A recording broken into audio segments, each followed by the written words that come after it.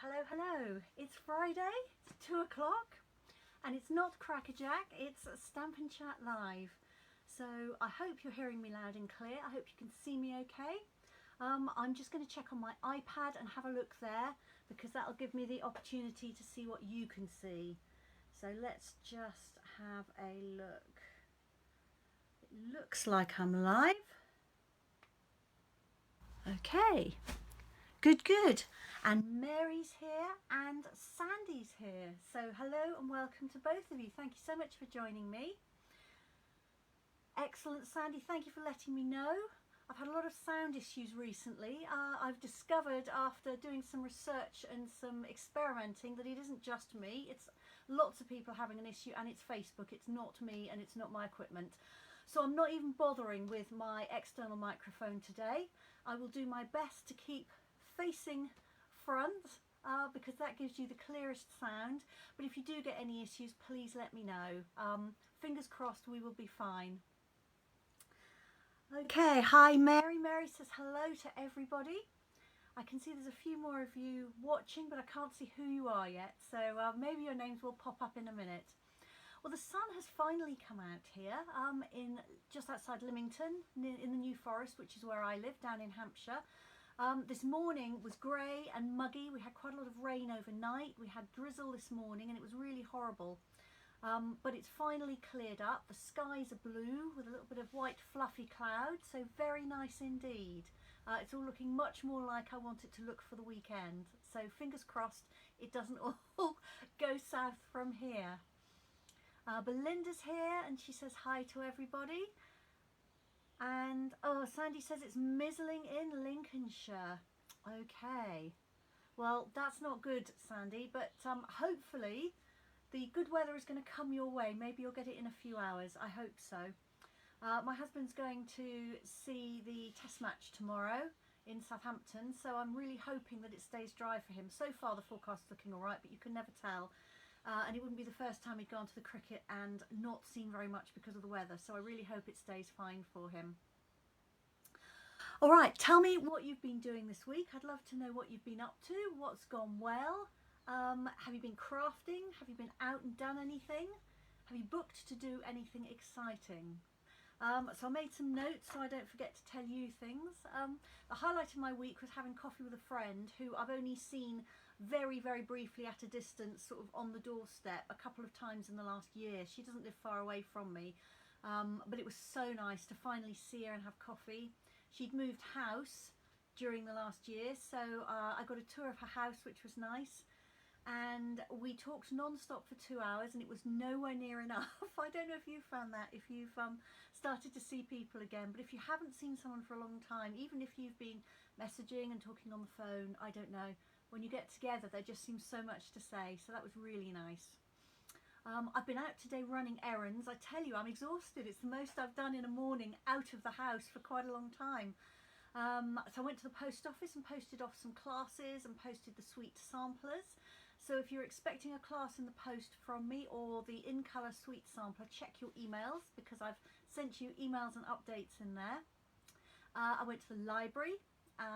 They are picking out books for me each month still. It's a service they offered during lockdown and I've continued with it because I'm still a bit uneasy about browsing books in the library. You don't know who's been touching what when. So they offered to continue to pick out my books for me, so I went and collected those, so that's very exciting. And what else did I do? Visited a couple of customers, that was nice as well. And yeah, then I came home, so it's been a busy morning so far. Sandy says she did a few special teacher cards to sell. She's guessing the end of term is looming. I guess it must be. It's a while since my kids finished education, so I kind of lose track a little bit of term times, but I guess it must be. We're coming up to July, aren't we? So well done, that's jolly nice to know. Yeah, I realised it must have been in your local shop. Predictive text strikes again. And they were requested by the shop owner. Excellent, that's really good to know. All right, so what are you doing at the weekend? So my husband has got a busy sporting weekend. I've said he's going to the cricket on Saturday. While he's at the cricket, I'm going to be doing an all-day training day, which I'm really looking forward to. We still aren't meeting up face to face because until all the social distancing and so on restrictions are lifted, it's very, very difficult to do crafting face to face, sharing equipment. You need endless tables because everybody needs a 6-foot table to themselves effectively. So we're doing it online, but I've had a really fat envelope full of crafting goodies arrive for all the crafting sessions, and there's going to be some training as well. There's going to be some people talking through a whole load of projects that they've made at home, so that will be really inspirational. I absolutely can't wait. So I'm going to have a lovely day. And on Sunday, both the boys in my life, my husband and my son, are going off to watch some motocross. So I'm going to have a whole day to myself. And I'd be lying if I said I wasn't looking forward to that. Okay, so Kay is here. Hello Kay, lovely to have you. Right, so what do I need to tell you? What Stampin' Up things do you need to know? Well, you may know that bookings close today, 5 o'clock today, for the Pansy Petals class, which is a class I'll be sending out in about a month's time once I've ordered everything, got everything cut and prepared for you and packed up. That's 3 fancy fold cards and a gift bag, and the Pansy Petal stamp is included in that, along with 1/4 of a pack of the paper, 1/4 of the pack of the bumblebees, and all the other things you'll need other than inks.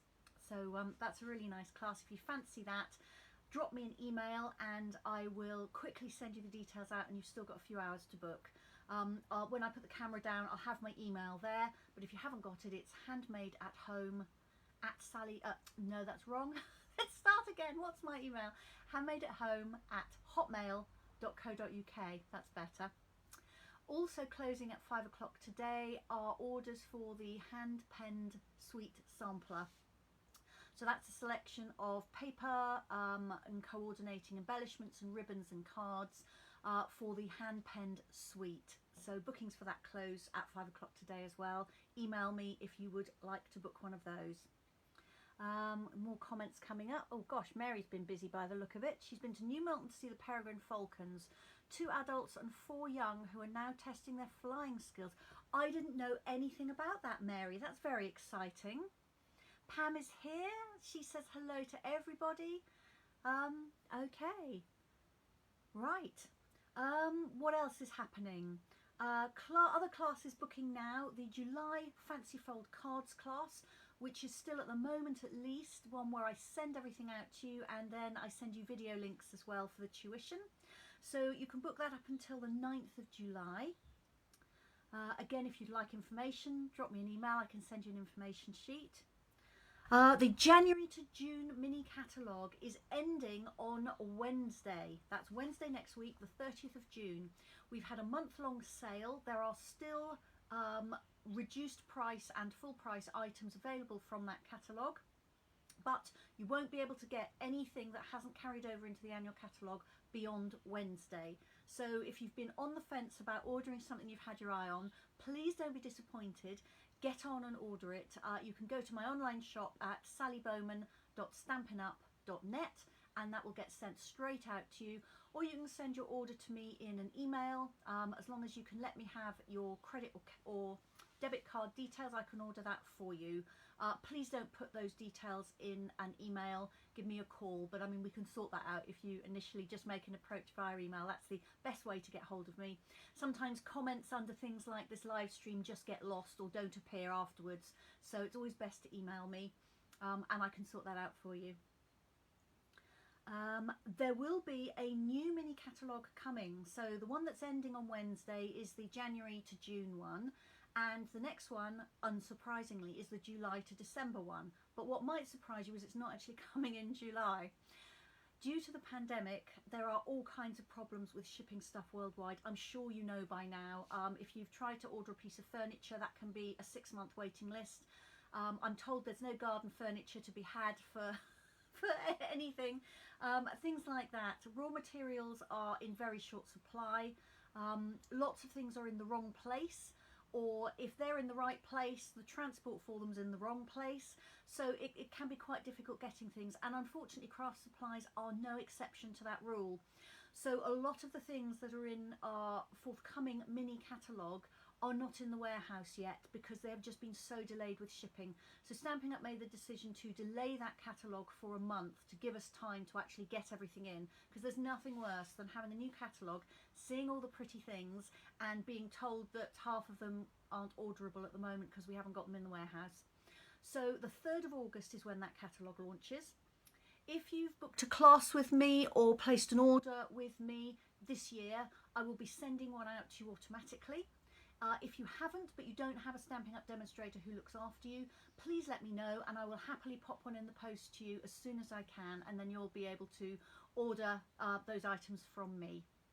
So that starts on the 3rd of August, so don't be deceived by the title July to December. It's actually August to December, but the catalogues have been printed, so they still say July on the front. The other exciting thing in conjunction with that is that the second celebration promotion is going to start at the same time. It was going to be starting in July, but Stampin' Up have delayed it, so it's going to be the same time as the beginning of the catalogue, which makes much more sense.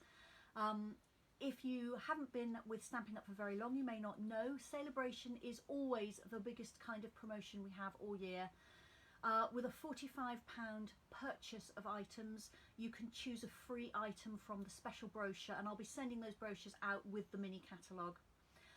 There are also a few things to choose from which are double items, if you like. They're bigger stamp sets or dies, things like that that are greater value, and those are available with a £90 purchase. So that's always very exciting. I'm delighted that that's coming up. This is the first year we've had 2 of them. So we had a January-February celebration, and we're going to have an August-September celebration. So yay for celebration, I love it.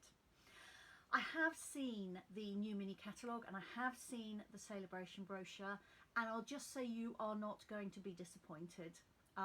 Start saving up your pennies. It's going to be fantastic.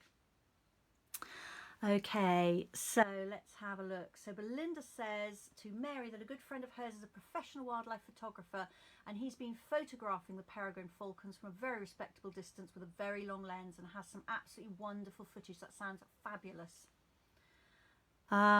Mary says she's seen some amazing photos on the Facebook page. It's lovely to know we've got birds like that locally, isn't it?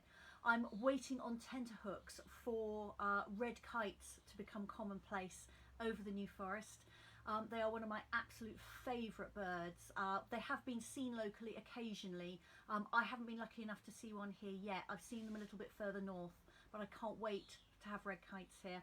I'm sure that it won't be long. Polly's here. Hi Polly, lovely to have you. All right, what else is on my list? Starting on July the 1st, there is going to be a patterned paper sale. Designer series paper is what we call it, DSP or patterned paper. So some of the packs in the annual catalogue are going to be reduced by 15%. And in a minute when I turn the camera down, I've got a flyer with pictures, so I'll show you which ones those are, rather than listing off all the titles now, because you won't remember them, and sometimes a visual is easier. But there are 9 packs of paper that are going to be reduced from the 1st of July for the whole of July. So if you've had your eye on some patterned paper, or if you've got one that's too lovely to use, so you need a second pack to actually use, or if you've nearly run out of a favourite, then this might be for you. I'm very excited and keeping fingers, toes and everything else crossed that I hope to start face-to-face classes again in September. Now that is subject to the social distancing rules being completely relaxed. I have to be able to share equipment and so on without everything needing to be sanitized in between users. It's got to be possible to be able to share a table with somebody because it's just not workable otherwise. And some of the cleaning regimes need also to be slightly, what should we say, relaxed. Otherwise it's just not workable to run a class because I'd have to add on so many more hours of my time that, you know, that the cost of the class just becomes astronomical. But fingers crossed, if we get the decision we're hoping for in a few weeks' time, then September everything should have settled down, and I'm really hoping to run face-to-face classes then again. I'm going to keep some things going online and by post. And I'm certainly going to keep these Friday sessions going because I really enjoy them. The feedback I've had has been great, so they will be continuing. The best way to keep on top of what is happening is to sign up for my newsletter. I send a customer newsletter out every Friday with all the updates, all the reminders, all the news. I give you direct links to the project videos from today's live session, and that usually goes out around about 5 o'clock on a Friday afternoon, ready for you to read over the weekend. So if you don't get my customer newsletter, then again, just let me know that you'd like to receive it. Send me an email. Again, in a sec, I will give you a visual on my email address so you can screenshot it or whatever, and I'll be very happy to sign you up and add you to the list. Sandy is saying that she has quite a few red kites there in Lincolnshire. She's been lucky enough to see one up close and personal. It was rescued after being injured by a local bird of prey centre. Fabulous. They are so acrobatic in the air. I just think they're wonderful birds. Really love them. Belinda has photographed red kites a few times at the feeding centres in South Wales. Stunning birds, but tricky to photograph. I don't imagine they stay still for very long, Belinda. Whenever you see them, they are just, you know, twisting and turning all over the place. I got my best view of some at the little roundabout as you come off the motorway, just by the entrance to Heathrow Airport. We were catching an aeroplane and we came down there, and there must have been 10 or 12 red kites. I don't know what they had found. There was obviously something edible down on the grass on this little kind of mini roundabout, and they were really, really low down, close to the ground, just a couple of 3 meters up. It was absolutely fantastic. So that was a great start to a holiday. All right. So I think that is absolutely all my reminders. There seem to have been a lot this week, so I'm sorry if I've gabbled through them. Remember, of course, that once I've finished here, you can always stay on my Facebook page or come back to it, replay this video. It will sit there fairly obviously for a little while, and then it will kind of end up down the bottom of the posts, as these things do, but it will be there in my videos section. Depending on which updates you've got of Facebook, sometimes they call that media, sometimes they call it photos, but the video will be there, and I always upload it to my YouTube channel, and that channel has got the same name as my Facebook page, so it's Handmade at Home with Sally Bowman. You can find that on YouTube. Feel free to subscribe. That does me some good, so thank you very much if you have done or you're going to do that. And I've got a playlist of all my Stampin' Chat lives, so sometimes that's the easiest way to find them, isn't it? Just go to YouTube. Belinda is saying no, the kites don't stay still for very long, although she has portrait shots from a sanctuary. Fantastic. If you didn't know, Belinda does the most amazing photography. Yeah, she's very, very good. Okay, so I think that's all to say really. So I'm just going to cover you over, turn the camera down, show you my email address and show you the patterned paper that's going to be reduced, and then we're going to get on with doing some work with the Stamparatus. So I'm looking forward to that.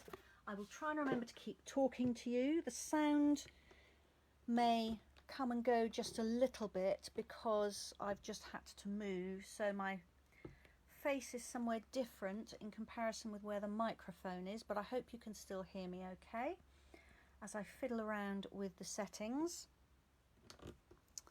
Try and have this a little bit higher than usual today, just to make sure you can see everything. Okay, so I'm going to take the post-it off the camera lens, and hopefully you will be able to see okay. I'm just going to wait for my iPad to catch up. That doesn't look too bad at all, actually. Let me just sort out the wrinkle in my grid paper. There we go.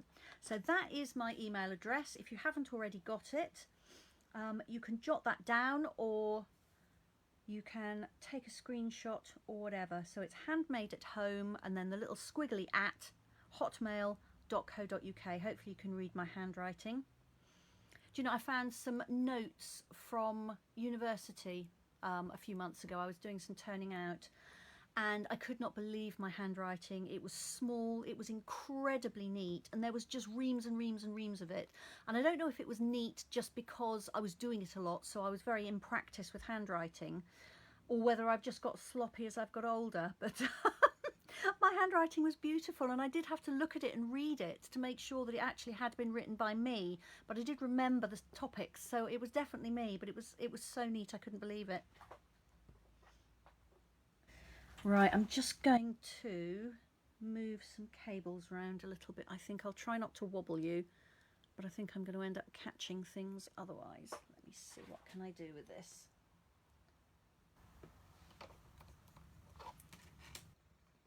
There we go. Hopefully that will hold that cable out of the way. All right, so let me show you the patterned paper that's going to be in the sale. So I've got my flyer here. I'll just once I can see what you can see, I will hopefully move it up a little bit so you can see everything. So these are all from the annual catalogue. The sale is from the 1st of July to the 2nd of August, and all of these have got 15% off. So I'll just run through the names, which you probably can't read very easily. So it's Beauty of the Earth, Bloom Where You're Planted, Hand Penned, In Good Taste, In the Wild, Pansy Petals, Sweet Symmetry, Tidings of Christmas, this is a 6x6 set, and You're a Peach. Now all of those, with the exception of In Good Taste, so I'll put my hand on that for a minute, but all of those are normally £10.75 and they've been reduced to £9.14. In Good Taste is a bumper pack. It's got more sheets in it than usual, and I can't remember offhand how many it is. The others have got 12 in. Somebody may know and they can tell me. I should have looked that up, shouldn't I? There's always something I think, damn, I should have looked that up. But anyway, In Good Taste would normally be £20 and that's been reduced to £17. So those are the paper packs. Oh gosh, excuse me. So if you've had your eye on any of those, hold off until the 1st of July when you can get 15% off. I'm just going to drink some tea. I've been talking too much.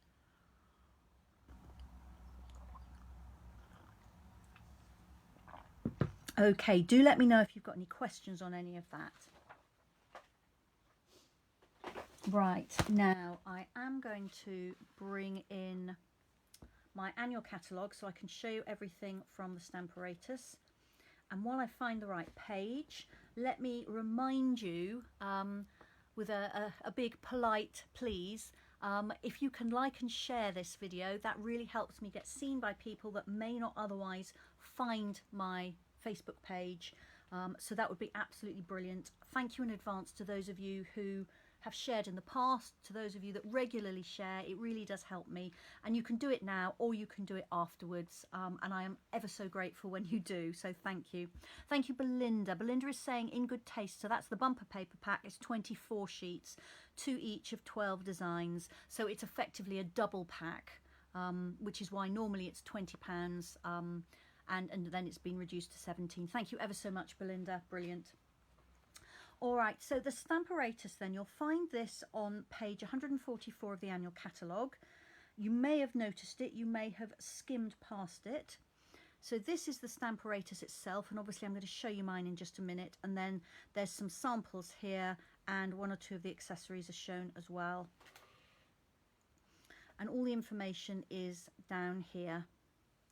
Now, you'll find videos online on the Stampin' Up channel about the Stamparatus, but I think really the best way of getting to know it is to actually see it used. So I will be doing you a bit of a demonstration to show you that.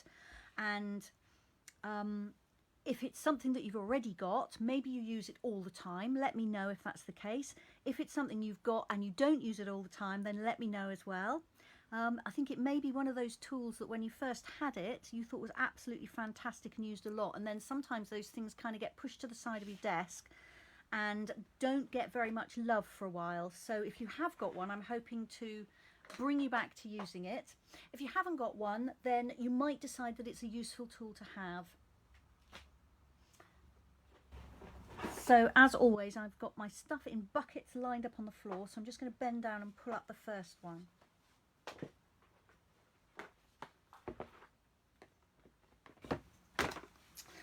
Okay, so this is my Stamparatus. Now I will not be able to get the whole thing under the camera once I lift the plates up. And I'm sorry about the reflection. You can see my phone there, which is what I'm filming on.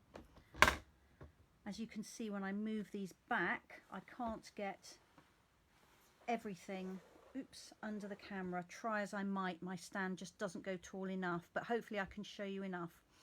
So what is a Stamparatus? Now, some people call it a Stamparatus, and that's not wrong. I call it a Stamparatus just because that's what I call it. Now, this is a stamping placement tool. It's a tool that will help you to stamp, and it's a tool that will help you to do special techniques. So it's lots of things in one, and it was designed a few years ago in conjunction with a number of Stampin' Up demonstrators from all over the world, who all gave input. Some people had prototypes to test out and report back on. A lot of us were involved with talking to customers and finding out what kind of pain points there were with customers when they were doing stamping and so on. I was involved in it. It was very exciting and interesting. It took an inordinate amount of time. I hadn't really appreciated how long it can take to bring a new product actually to the point where you can buy it. But that's what happened. So that's how it came about. And when you use it, it's so user-friendly that I think it really shows how much and how extensively it was tested. So when you get one of these, what do you get? So you get this base plate here. This is magnetic, and it has a grid printed on it of 1 centimetre squares, and then on the left side and on the bottom there is a ruler in both inches and centimetres. You get 2 plates which are hinged at the sides. You can see that that moves to and fro, and I don't know if it shows on camera or not, but there is a 1 centimetre grid etched in this plate right the way across, and the same with the other plate. Now you can have your Stamparatus whichever way round works for you. I have mine the way I showed you, but it will go any way. You have it this way, so if you're left-handed you may find that it's easier to have a different way round. It doesn't matter which way you have it, it will work. So I'm right-handed. I just find it easier to have this vertical hinge on the right and then this one at the top, because then I've got desk space beyond for that to lie down on. Underneath, I'm just going to take that plate off, is storage for your magnets. Now there are 2 magnets that come with it, and you can get replacement magnets as well. These magnets are I think they're called earth magnets, I think is the term for them. They are incredibly strong. I nearly had an accident with these when I was getting ready today. I had one in each hand and I was holding them about this distance apart, and they are so strong that they jumped together like that. You can actually get injured if you get your finger in between 2 magnets. Be very careful. They are so strong. It's important they're strong because that means when they hold your work it's not going to move, but you do need to just be a little bit sensible about them. I have got duct tape put on mine. This is obviously not essential. They work as they come, but I've got duct tape on them because they're so strong it can be actually quite difficult to pick them up from the base here. Whereas if I've got a little tab of duct tape on there, I find that gives me something much bigger to hold on to. And the 2 storage slots for the magnet on the base are a distance away to stop the magnets jumping together. If they jump together accidentally, they are actually, although they're very strong, they're very brittle, so they can break. They will still work, they'll still be magnetic, but they will be broken, so you just need to be aware of that. There are replacement magnets available in the catalogue should the worst happen, but just be aware of that.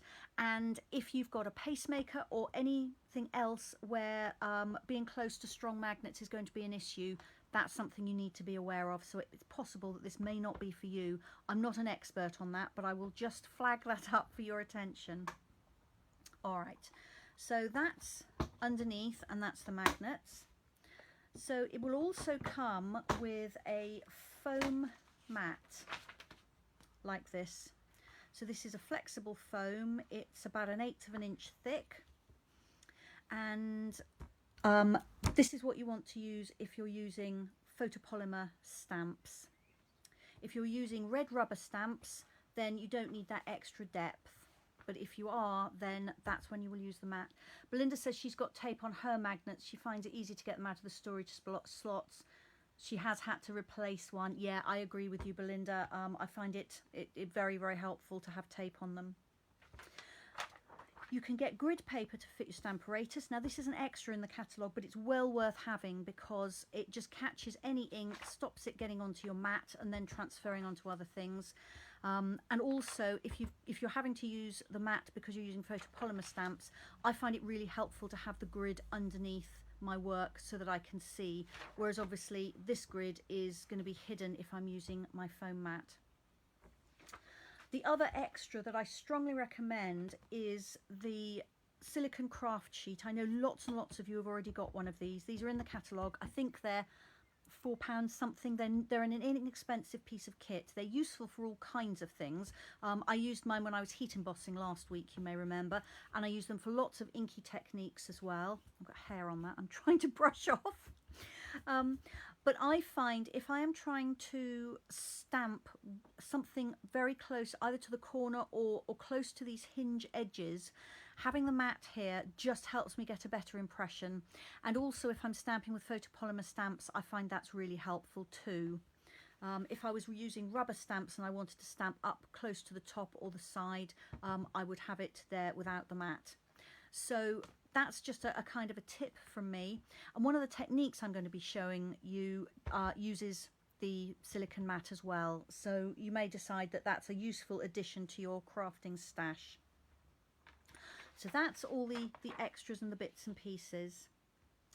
A little warning about the plates. When you're storing this, you can fold one plate down and store it like that, but do not fold a second plate over the top, because what will happen is that the edge of this plate will catch here at the hinges, and when you flatten this down you will snap off the hinges.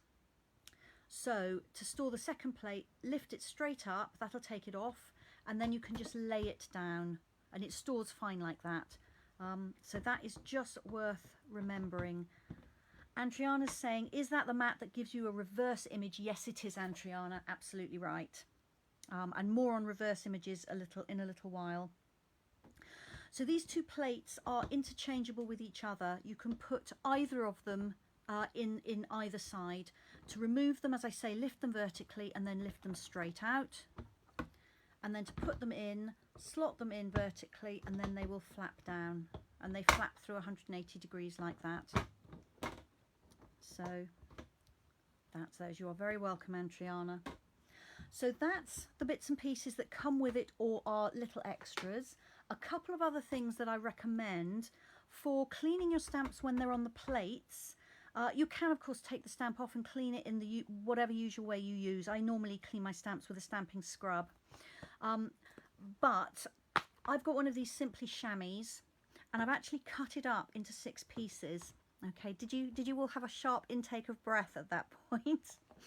Because then I can pick up one of these and I can very easily clean off my stamps which are on the plates, and in fact you'll see me do that in a minute. If I get any ink on the plates, I can easily just wipe it off, and it's as soon as that's inky I can just pick up another piece here, and I find that a very convenient way of cleaning my stamps off while they're on here. If you haven't seen these before, these are a foam which you wet under the tap, squeeze out so they're just damp, and then you just use that tap water to wipe off your stamps.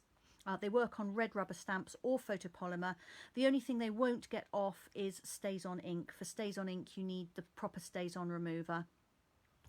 I keep them in one of these stamp cases which are in the catalogue, and that keeps it fairly damp for a few days. It will eventually dry out because these boxes are not entirely airtight, but that's a good thing, because if these stay sort of in a damp environment for days on end, they can go mouldy. Depends on the humidity and various other factors. It won't hurt them and they will still work, but you may not want mould on your sponges.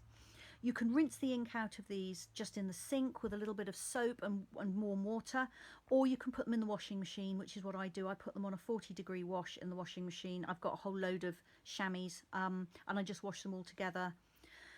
They will stain. These are clean, but they're stained, but the staining has no effect on how they work.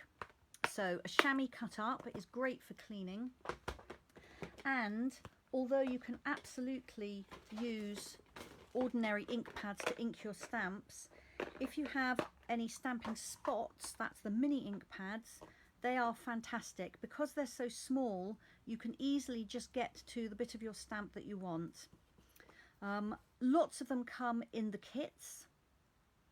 There is also a basic set of 8 colours, which was, it's available, but it isn't in the catalogue, so I can tell you the item number for that, which I've got here. So 8 mini ink pads, it's 153183 at £22, and those colours are Basic Grey, Coastal Cabana, Daffodil Delight, Flirty Flamingo, Gorgeous Grape, Granny Apple Green, Real Red and Shaded Spruce. So you can get a set of 8 ink pads, or you can buy the uninked ones and ink them yourself. If you've got an ink refill, you can just add ink to the pad and make your own mini ink pads. This is an old one, Grapefruit Grove. That's an ink colour that disappeared a few years ago, but I've got it here just to show you. So your most used colours, you can just ink up your own if you use the empty or uninked stamping spots. You'll also find that in our new kits, the ones which include a stamp set also include a mini ink pad, and it's not always the same colour, so you might find you build up a little collection of these mini ink pads that way as well. Okay, so that's all the basics. So let me just show you now what you might like to do with your Stamparatus.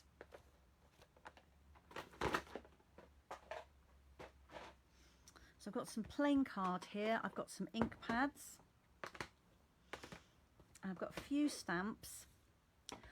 Alright, so you're stamping at home quite happily. Why do you want a Stamparatus? Well, there are a few things that it can really save you with, and I'm just going to pull out my magnets, being careful not to put them too close to each other. The first thing is, and this may be you or it may not be you, but if you or anyone you know struggles with arthritis or other issues using their hands, then the Stamparatus can actually make life an awful lot easier. Because if you put a stamp on your Stamparatus, you can press it down much more easily. So let me show you what I mean. I've put a piece of card here, I've anchored it with a magnet, and in fact I'm going to use a red rubber stamp, so let me take out the foam. Okay, let's put the card back down. I've got a deer here. This is from the Nature's Beauty set. So to get the stamp onto your plate, you just put it image side down wherever you're going to want it on your card. So let's just say I'm going to pop him in. Actually, I'm not. I'm going to change this. Thinking on my feet here. I'm actually going to put my card landscape, and then I can do 2 things without having to change the card. All right, so let's put him over there. So I'm going to pick him up with the plate. So this label is sticky, so I'll just press the plate down and then that picks up the stamp. Now this has effectively become my stamp block. So I'm going to ink up my stamp,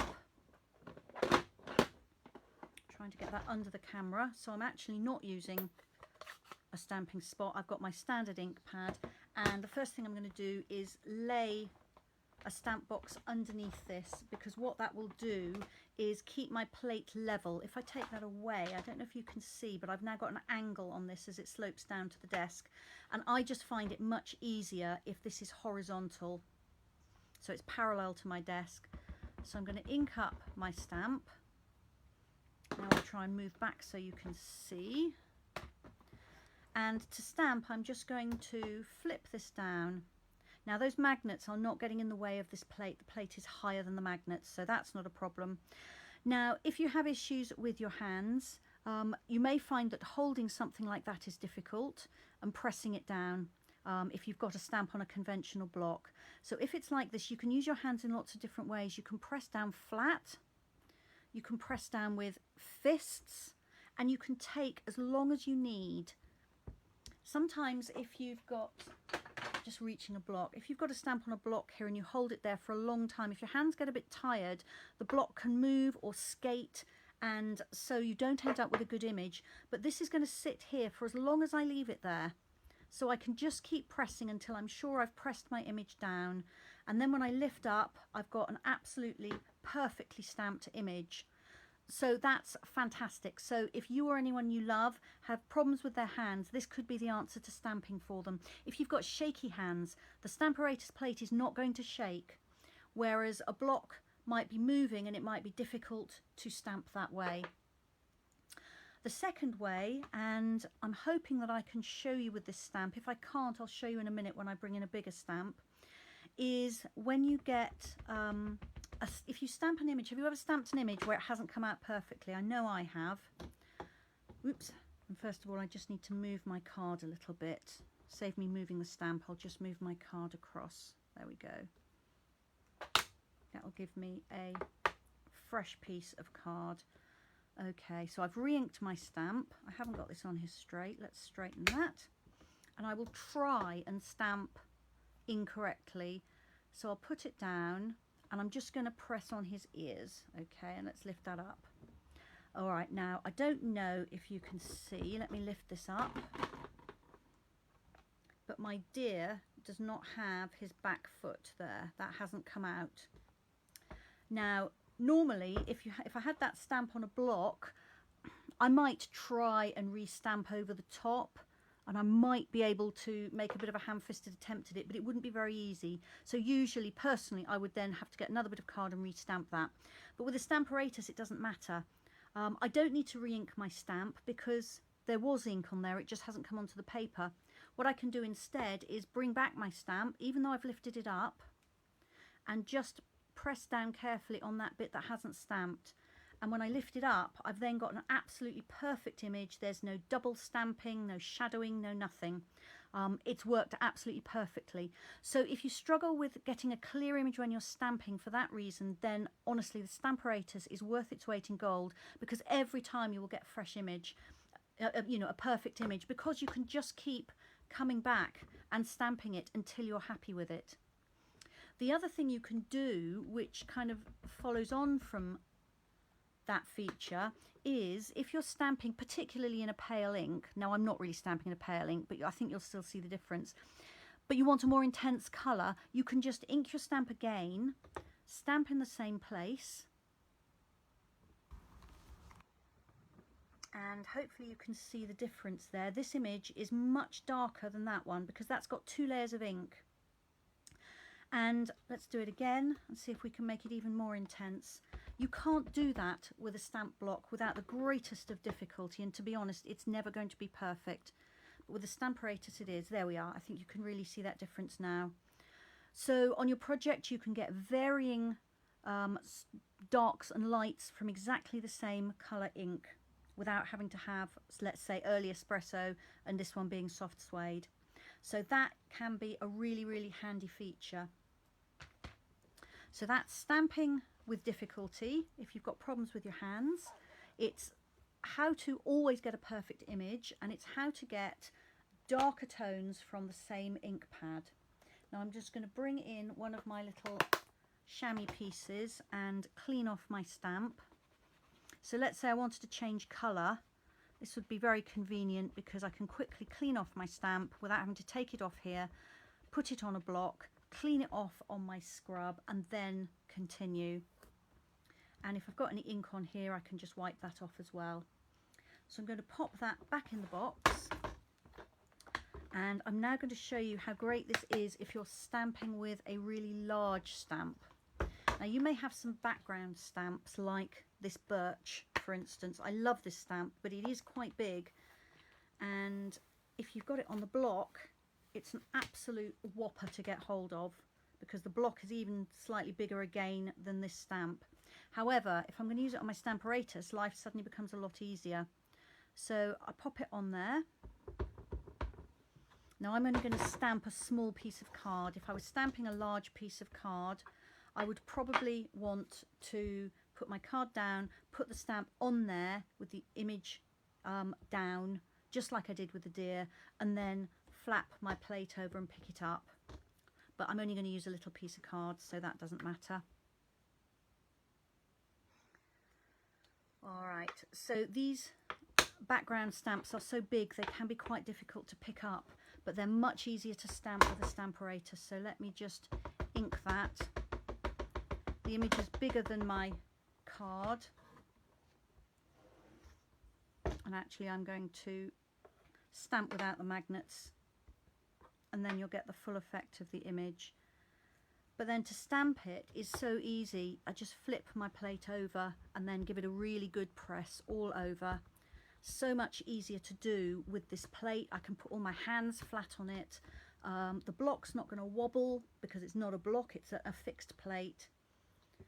And then I can get a beautiful background image of that birch bark very, very easily. Okay, let's quickly clean that stamp off as well. Then I can put that one back in the box. And the last kind of basic thing I'll show you is two-step stamping. Actually, I'll show you more than 2 steps in my stamping, because I'm going to use one of the Pansy images and they have lots of steps to them. But it's made much easier to actually locate all the different images if you've got the Stamparatus, because you just have time and you're not holding a block in the air and dithering as to whether it's in the right place or not. And pop this stamp back.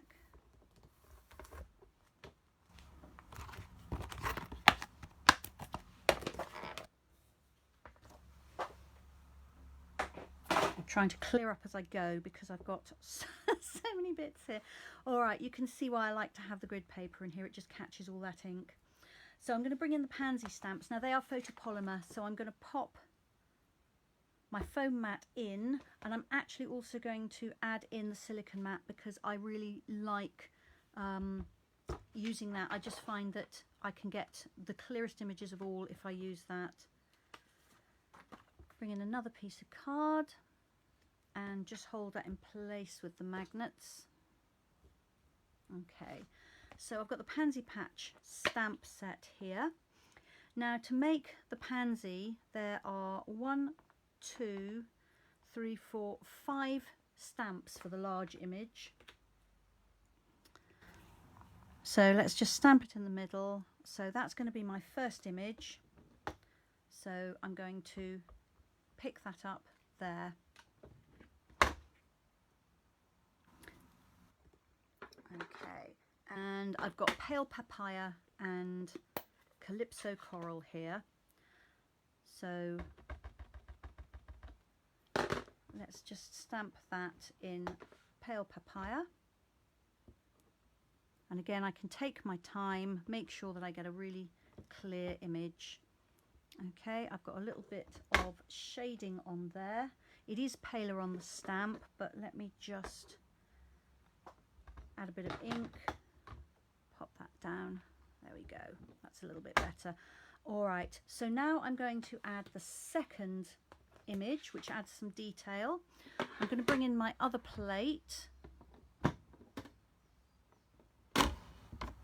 So I'm going to locate the stamp on here. Now, if I was holding an inky stamp on a block, I would be holding it over my first image, hoping I'd got it in the right place, and then taking a deep breath and stamping.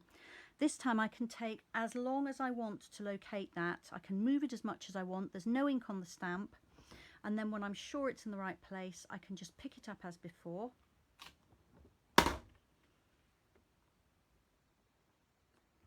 And actually what I should have done is just mark on my paper where the corners of my card are. So I will just do that. It's often a good idea. If you've put your card right in the corner, it's obvious. But sometimes, there we go. Sometimes the magnets are so strong that if the stamp sticks to it, it pulls everything up. All right, so I'm just checking that that's where I wanted it, which I think it is. So I'm going to use Pale Papaya again, and where I've got a second layer of the ink from the second image, it will just be a little bit darker. There we go. So that's my second pansy layer. Now, let's say I was going to make 3 of these cards. So I need to put my third stamp image on there. But to save me having to start all over again aligning when I do my second and my third cards, I'm going to leave that stamp on that plate, lift my plate up, turn it round and put it back down, and I'm now going to collect my third image on the other side of the same plate. Alright, so this is my third image.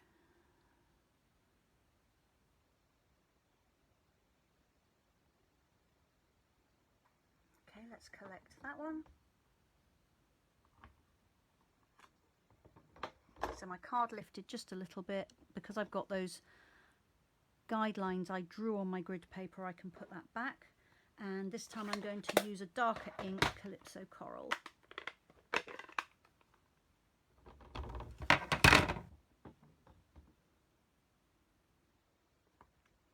There we go. I'm going to do the same for my fourth image. I'm going to lift up the other plate, turn it and put it back in so that I can use the side with no image on it for this one.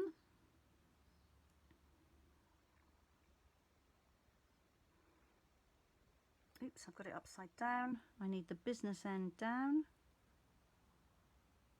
There we go. So I'll collect that on my plate. Ink it. Again, I'm going to use Calypso Coral.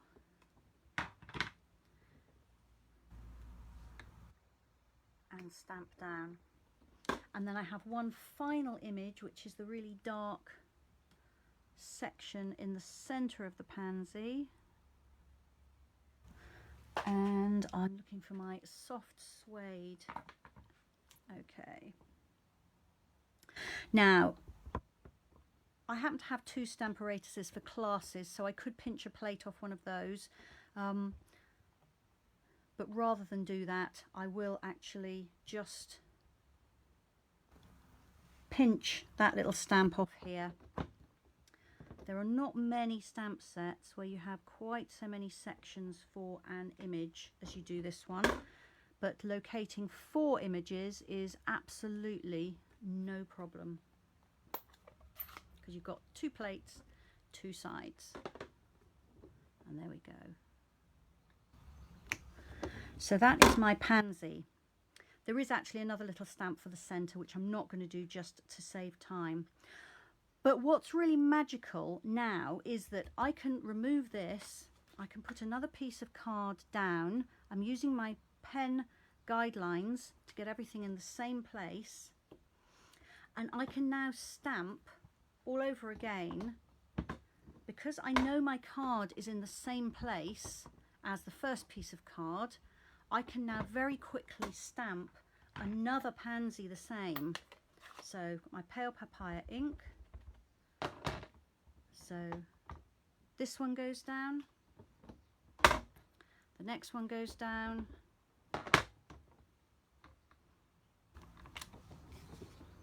then I turn my plates. Now you imagine if you were in full Christmas card production, how quick is this?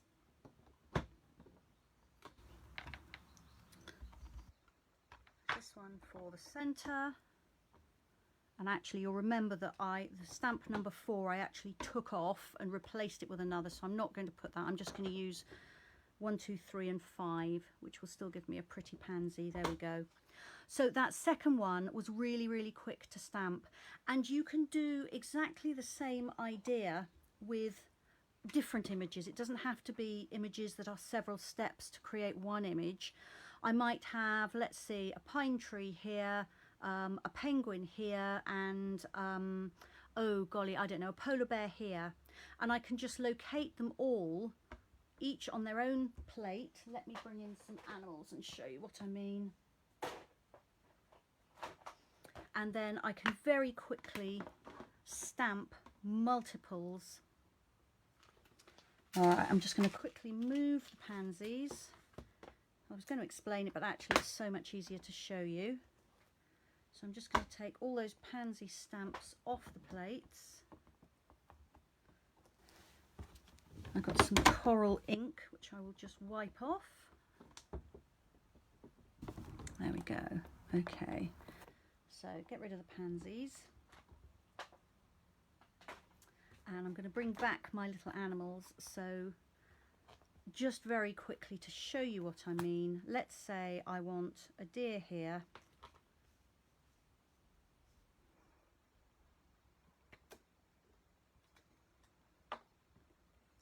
And a tree there. And, oh, I don't know, a fox. Let's have the fox there. All right, so that's going to be what my scene is like. So I'm going to mark where my card goes, because if I want to make multiples of these, it really helps to know where to put my card. So I'll pick up my first stamp. I'll pick up my second stamp. And I'll pick up my third stamp. Now I know that I'm putting one each side and one in the middle, so these are pretty easy to locate. If I was designing something a little bit more complicated, I would stamp each image once to check where my location was. Right, so let's go back to the beginning, and now I'll just stamp everything. So let's stamp the deer.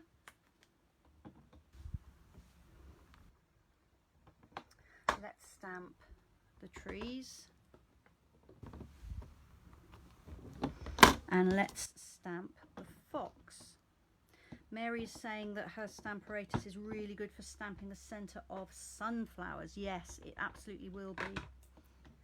There we go, and there's my fox. Now if I want to do another one, I've run out of cards, so let's just use the back of one of those pansies. I just put my card back in the same place using my markings, and off I go again. And I can stamp in any order because I know that everything is going to be located properly, exactly where I want it. So I've just swapped the plate round to get the stamp I put on the other side.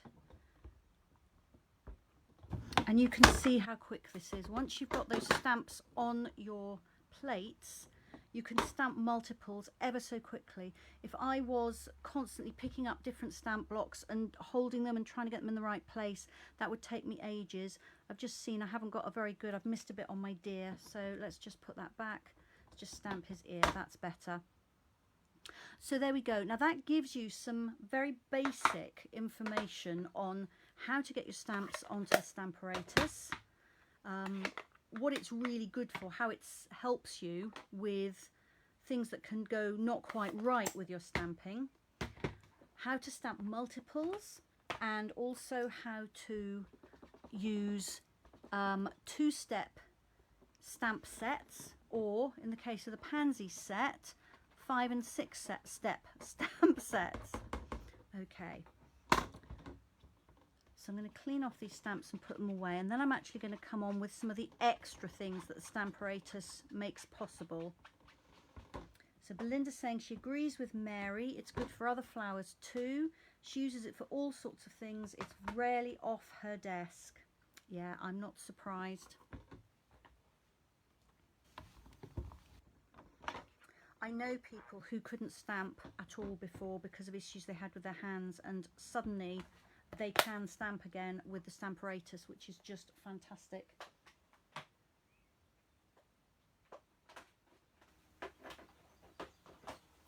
Right, so let me clear up a little bit.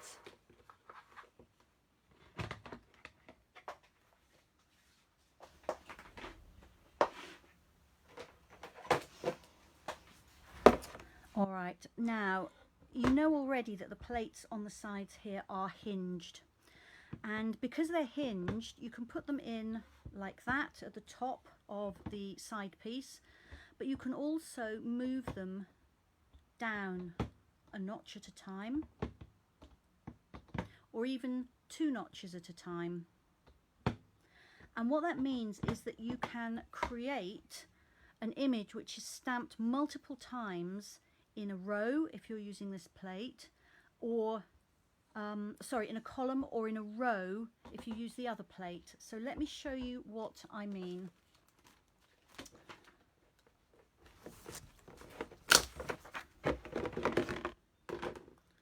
Okay, so I did set this up a little bit using the plate from my other Stamparatus, just so you don't have to watch me fiddling around. So this takes a little bit of trial and error the first time you do it, just to get your spacing right, but once you've got it, you can stamp lots and lots the same. I've put in my other piece of grid paper because I've got my marking in here as to where to put my card. So my stamp is from The Biggest Wish, and what I did was I originally, first of all, I put my card on here. I decided I wouldn't go right into the edge just because it's easier. If you don't have to, you can get your fingers in much more easily at the side. Sometimes you have to if it's a really big stamp or a particular layout, but I didn't need to for this. So I put it there, and then I put my stamp in here in the middle, laid it on there as I've shown you before. So let's pull out a different one from the set just to show you. So I put that in there. I picked it up with the plate and I practiced this hinge step technique that I'm just going to show you, just to see how far down from the top I needed it to be.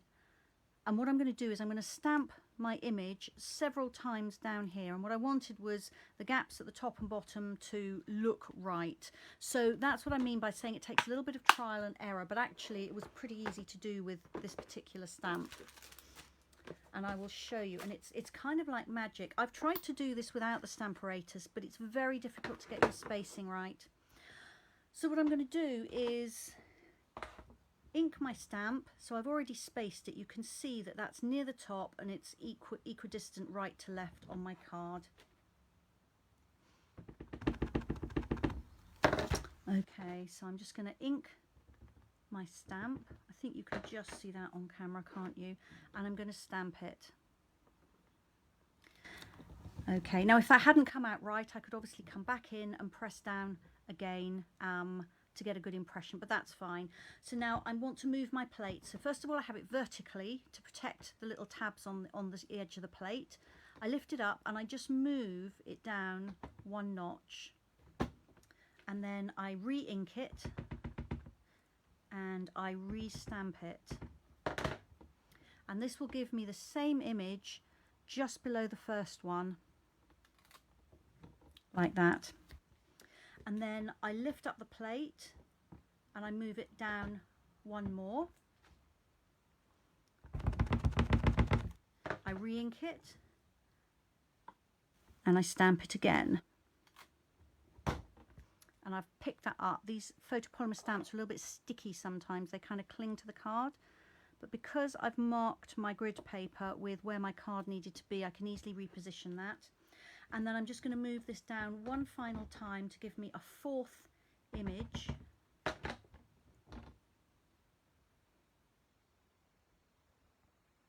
There we go.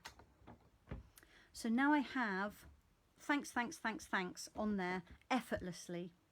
If my stamp was deeper, then I could move it 2 notches to accommodate that. So if you measure the height of your stamp, and then you measure the distance between 2 notches, you can see this one just fits in between 2 notches, but if it was taller than this, then I would have to move it down 2 rather than 1 at a time. Andriana's saying she doesn't have the Stampin' Up Stamparatus. She needs to get it. She was given one as a gift, which I think is a different brand. She uses it a lot, especially for Christmas cards and multiples, but the Stampin' Up one would be better for adding script on the inside of the cards. It is a fantastic tool, Andriana, you're absolutely right. And if you're looking at that and thinking, okay, yes, great, let me show you a finished card where I used that technique.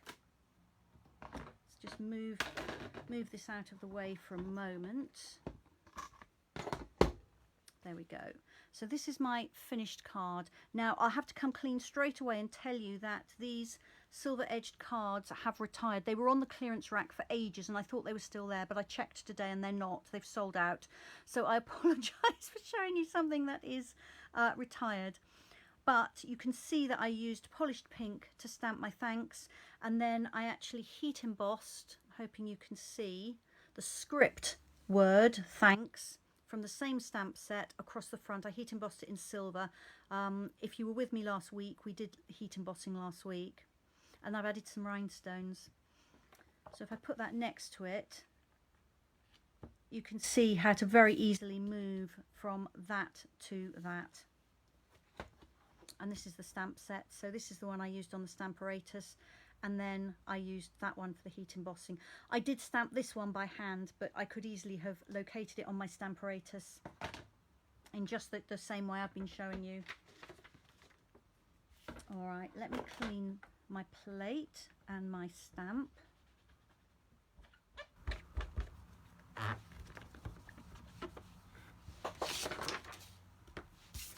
And move things out of the way.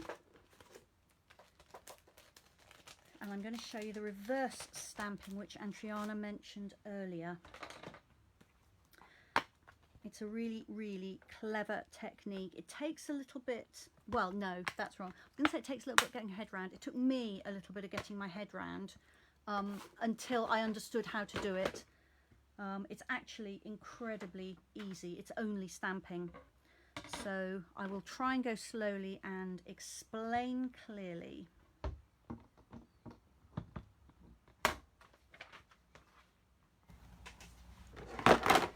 You would not believe how much stuff I've got out. I'm just moving it.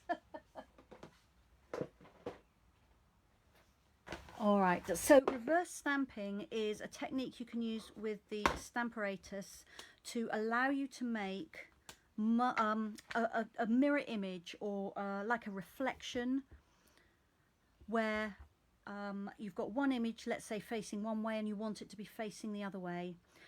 So let me show you how that works.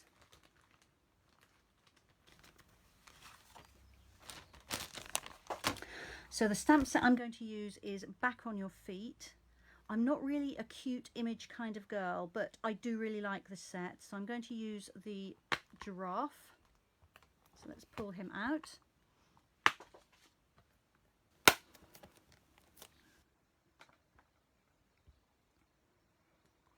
And I've got some card here. I've got the silicone mat there because that's the tool I'm going to use for the reflected image, but I'm going to remove the foam because my giraffe is a red rubber stamp.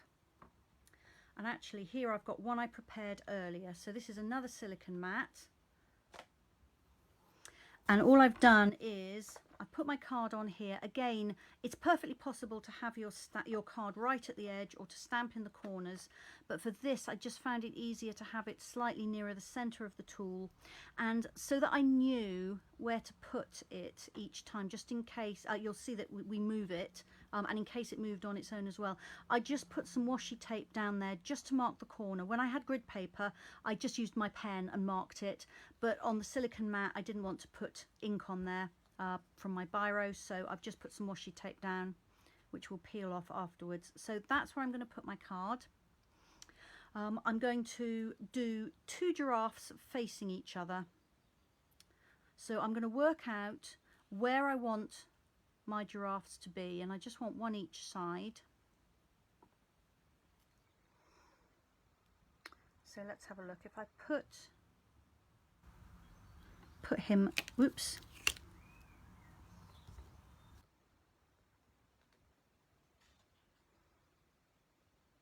moving everything, it's because you're all watching me. There we go. All right, let's put him to one side there. Okay, so that's where I'm going to want my giraffe to be. That gives me space this side for the other one saying hello to him. So I'm just going to pick up the stamp in the normal way. Okay, and now I'm going to remove my card and I'm going to stamp onto my craft sheet. Let's find an ink pad.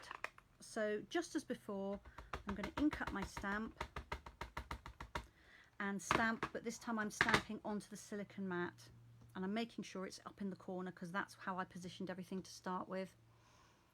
Okay, there we go.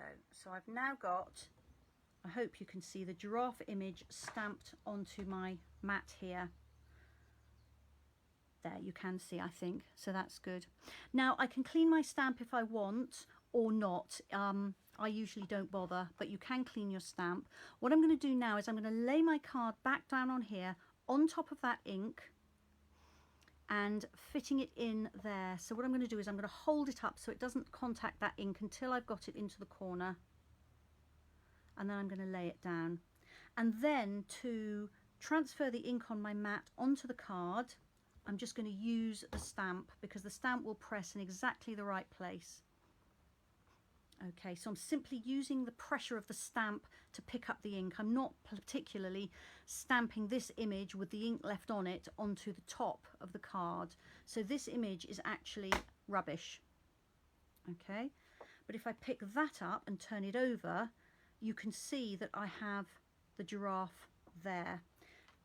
Now, if I pop my card back down, so this is the image that was on my silicone mat, and it's the opposite way round to the actual stamped image, which if I turn this down you can see. So this image, the giraffe's facing left, but by stamping it onto the mat, picking it up and then turning the card over, I've now got a giraffe facing towards the right. So now I can stamp again. So I haven't moved the stamp from the plate, it's exactly where it was before. There are my two giraffes saying hello to each other. So let me know if you want to see me do that again. But what I will do while you're thinking about whether you want to see it again is show you a completed card, because I did think these giraffes together were rather sweet. So I stamped them. This is not good. If you like a good pun, that phrase is in the same stamp set. I coloured it with blends, and I've added some bumblebee gingham ribbon, and the card is cinnamon cider and bumblebee. So that's my get well card. Inside I've just put hope things get better soon. All right, so you've all gone very quiet. I hope you're still there. Sometimes lives just disappear. I hope I'm not sitting here talking to myself. I don't think I am. All right, so just clean off my plate. Let me know if you want to see that again. What I struggled to get my head around when I was learning it was that you turn your card over to get the image that you want, that is the reverse image. But once you kind of accept that that's what you need to do, then it's easy peasy. So I have got ink on the back of that card, but because it's exactly behind where these images are, it doesn't show. If you don't like that, you can, of course, clean everything off before you stamp, but I don't find it's necessary. Gillian's still watching. Fabulous, Gillian. Thank you very much. Good to know that everything's still working fine. Okay. All right. So I'm aware of the time. I always overrun. I used to be worried that I would be able to fill an hour, and now I think, oh my goodness, I mustn't go too much longer. But I will just show you one more technique with the Stamparatus, which is probably my absolute favourite. And that is how to do wreath stamping. So I'm just going to move some of this out of the way.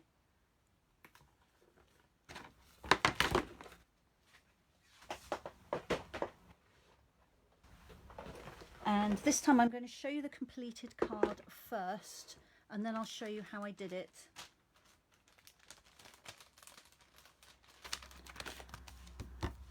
So that's my finished card, and while you have a look, I'm just going to drink some of my tea. Okay, saying that's the first time she's seen that. Good. I'm very pleased that I've shown you something new, Kay. And of course, if you ever want to have a go, you can just come back to the video, fast forward to the right spot and just watch it again.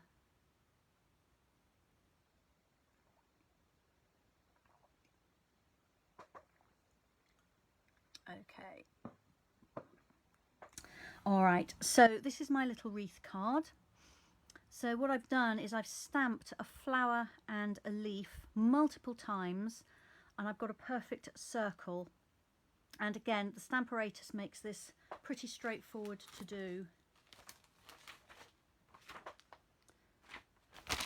So I'll put that aside. I got a little square of card here. The stamp set I'm going to use is hand penned petals, and I'm using this little flower here, the littlest flower, and I think I used the littlest leaf as well. Let me just put that against this. Yes, the littlest flower and the littlest leaf. So let me just stick those on there, then I can put the box out of the way.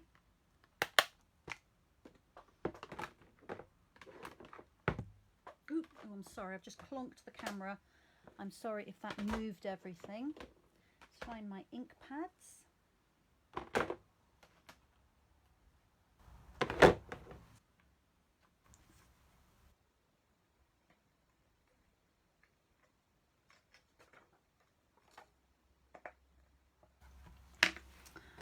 Right. Ooh, oh crumbs. I have not got enough room here. I've got a big table, but I've got a lot of stuff laid out on it. All right, so I'm using photopolymer stamps, so I need my foam mat back. I like to use the silicone mat because I find I get a clearer image, and I'm just going to bring back a bit of grid paper just to keep everything clean and give me a clear grid here. All right, so I'm going to move my Stamparatus for a minute and just show you a template. So this actually is a template that my good friend, and actually she's a member of my team as well, Rosie, gave me. She kindly made me one. The way you make it is quite easy. You take a piece of card, or in this case this is window sheet, which is great because it's very durable, and you need to cut 2 squares from it. Now this was cut using some dies which have sadly now retired, but I know lots and lots of you have these. These are the layering squares, so I'll show you these and then I'll tell you how to do it if you don't have these. So to make the template, you just need one of the squares from here. Now it doesn't matter which one you use. In this particular case it's the largest plain square. So on your piece of card or your piece of window sheet, you cut that die in your die cutting machine, and then you offset the same die and cut it a second time, so you end up with this 8-pointed star. Now you can measure this, but I just, you know, if I'm cutting these, I just kind of look and eyeball that these are the same size as each other, and just eyeball it. Now if you don't have any square dies, what you can do is use a ruler and a pencil. You can use a set square if you're really keen, and mark out and cut a square using a craft knife, or actually even your scissors. If you've marked out a square like that, you can poke your scissors in the middle, cut to the corner or cut to a side, and then cut round. So you could use scissors. A craft knife will give you probably a cleaner cut. And then you can cut the same shape that way. So you would use the piece you'd cut out and then lay it across diagonally like that, and you could then mark it and then cut that out. So that's another way of cutting it if you don't have any square dies. The other way you could do it, if you have some grid paper, is you could use a piece of grid paper which is handily marked into squares. That would very easily give you a nice square. Snip that out. If you wanted to, you could stick it onto some card for strength and then use that as a template to draw around, cut that piece out and then draw around it again. So there's a few ways you can do that manually if you don't have any square dies. So you need a template which is an 8-pointed star like this. And then you need, for your card that you're going to actually stamp on, you need another piece the same size. So if I pop that in there, you can see this was cut with the same die. So it's exactly the same size as the square that was used to cut the template. Once you've got those, you're ready to go. So I'm now going to bring back my Stamparatus. Put those dies away. There is another set of dies in the catalogue that does have a square in it. So if you happen to have those, you could certainly use that square.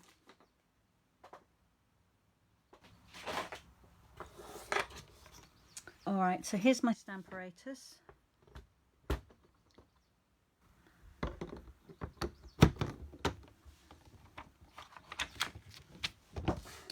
Okay, so I'm going to put my template down.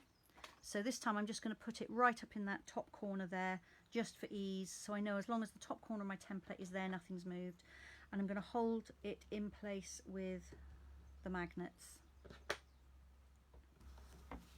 I'm going to get my piece of card and I'm just going to drop it into the template. Now the window sheet is more durable, but it's also not very thick.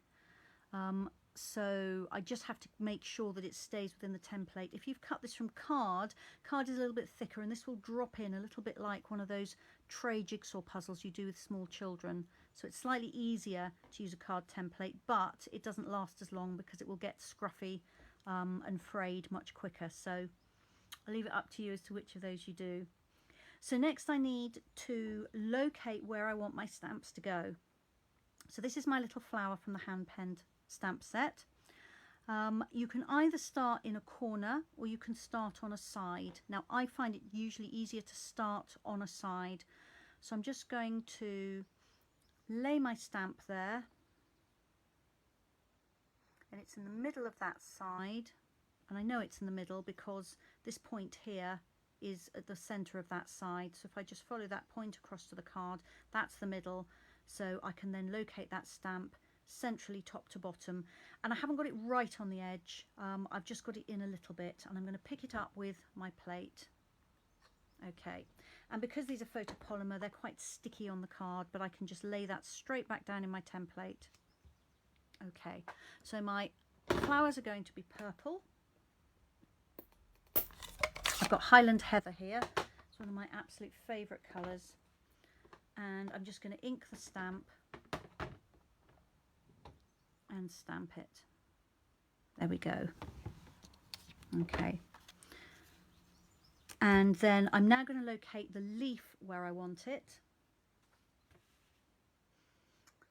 In fact, I'm not. I'm going to do the leaf in a second. I'm going to stamp a second flower, and then I'm going to come back and do the leaf, because then I can position it exactly between two flowers. All right, so that's my first flower. Now to get the wreath effect, I'm going to repeat stamp it round and round and round and round in a circle. And I'm going to move the card for each image.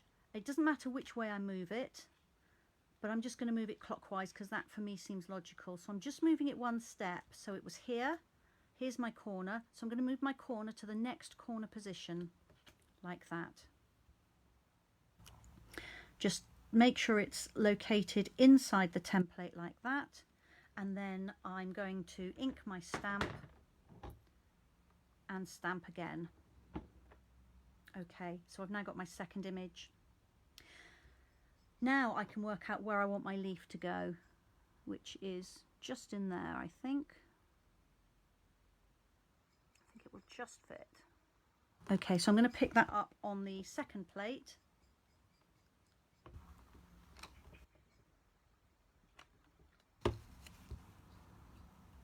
And now I can ink and stamp my leaf. I've got Pear Pizzazz ink here.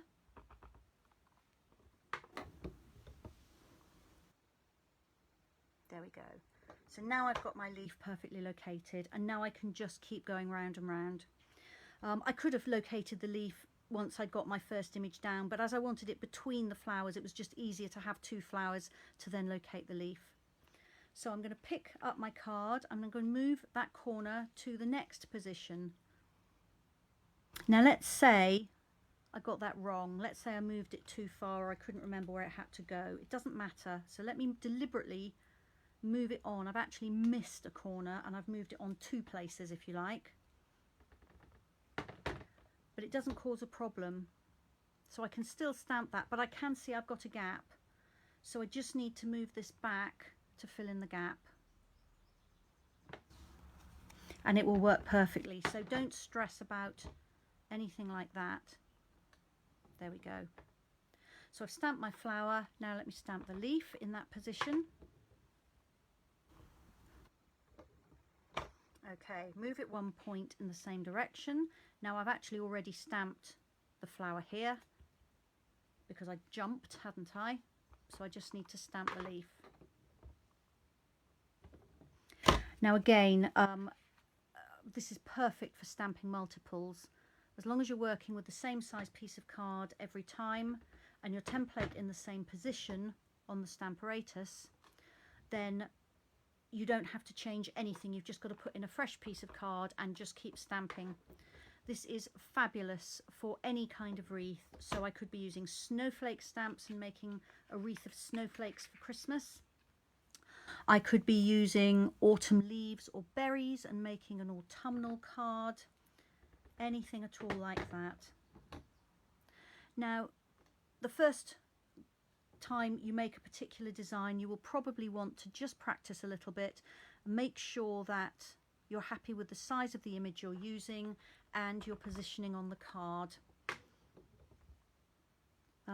If you use a really large stamp, you can find that it will overlap itself too much. A little bit of an overlap can look really interesting, but a lot of an overlap and you start to lose the definition of what the image actually is.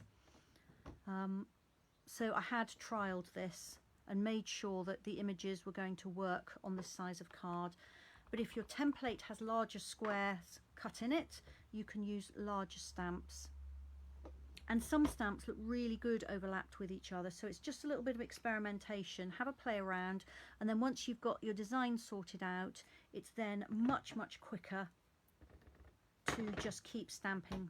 So stamp several. Once you've got everything lined up, stamp several pieces of card. So that's my last flower. Let's stamp the corresponding leaf, and then I'm going to need to do one extra leaf because of course I didn't stamp it the first time. I stamped 2 flowers before I stamped a leaf, so I've got a gap here where I need a leaf. There we are. So that is my wreath. So although it takes a little bit of setting up to create a template and you want to do a little bit of practicing, once you've actually worked out which stamps to use, it's absolutely as easy can be. I love wreaths. I think they're so pretty, but they can be quite tricky to do freehand. And so having the Stamparatus means that it's so much easier to actually create that really pretty wreath. And you don't have to use, you know, just 2 images as I have. You can use any number of images. And again, the bigger your template, the more images you can fit in there.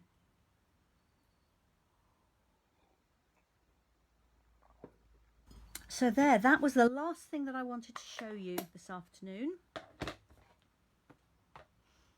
So let me bring everything in and just remind you of what we did.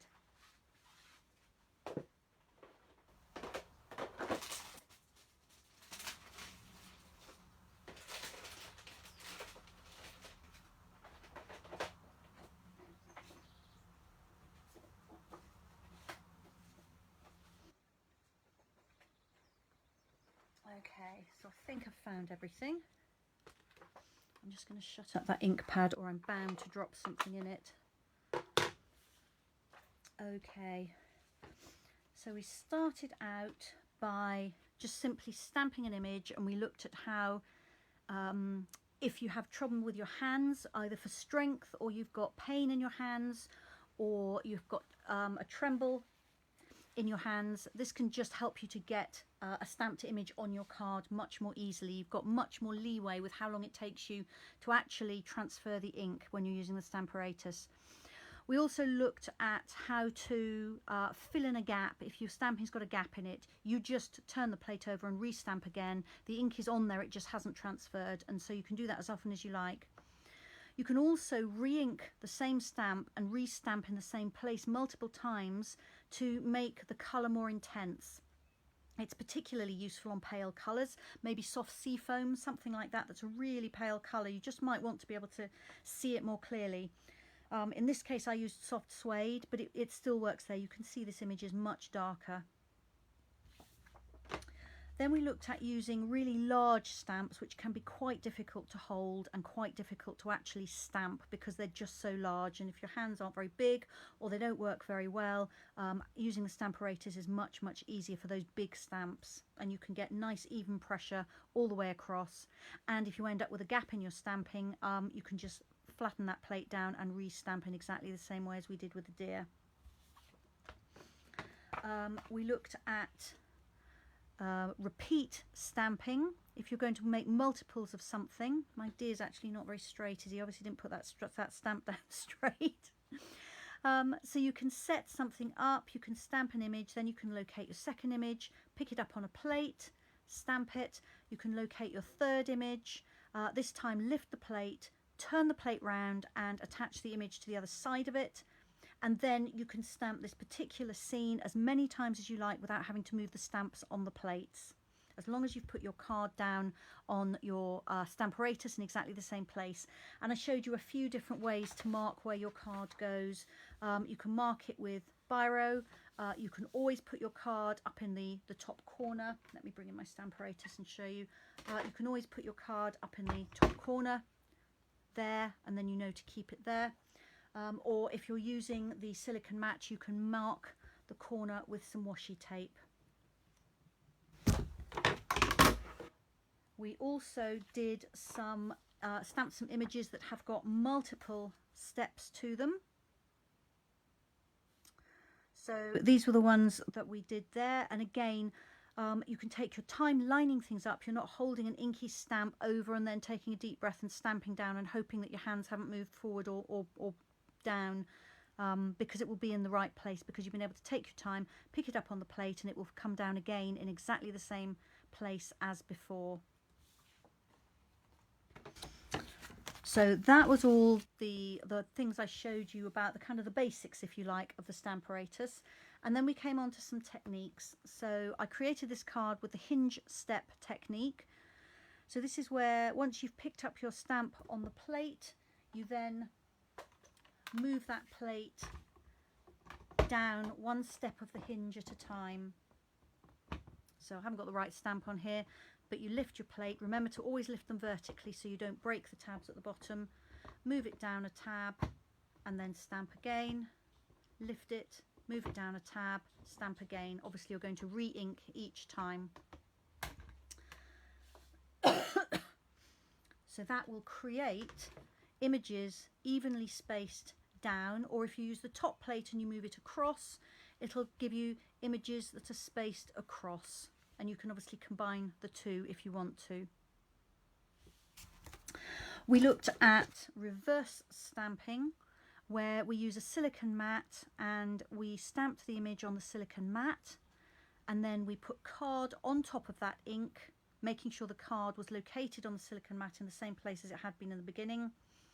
We then stamped again, but effectively we were only using the stamp to put pressure on that ink that was on the silicone sheet to put it onto the back of the card. Then when we turn the card over, we then re-stamp without moving the stamp on the plate, and we get the second image, so you can have a reverse image. Now this works really well with people or animals, but it can also work really effectively with just about anything else. The only thing it won't work with is words, because you will get a mirror image of your words instead of reading properly. So don't try it with words. And then finally we looked at creating a template and setting it up to do stamping in a wreath shape. My favourite, I think, of all of them. I love wreaths of all kinds, and it just makes such a pretty card. Very easy to do. You can use loads and loads and loads of your stamps. Just have a look at them and think of all the ways you can combine them to make wreaths. So that then is the 3 completed projects from today. I'll give you a minute to look at those, and then I'll just lift up the camera and say goodbye.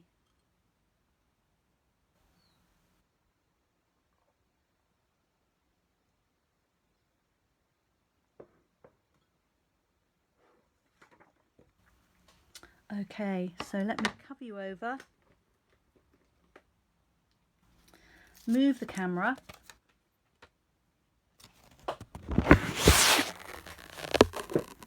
hopefully that will stop you feeling seasick.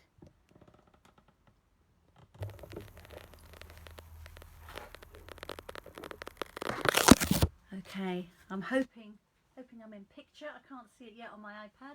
There's a really long delay. Oh, there I am. Yeah, I'm about right there.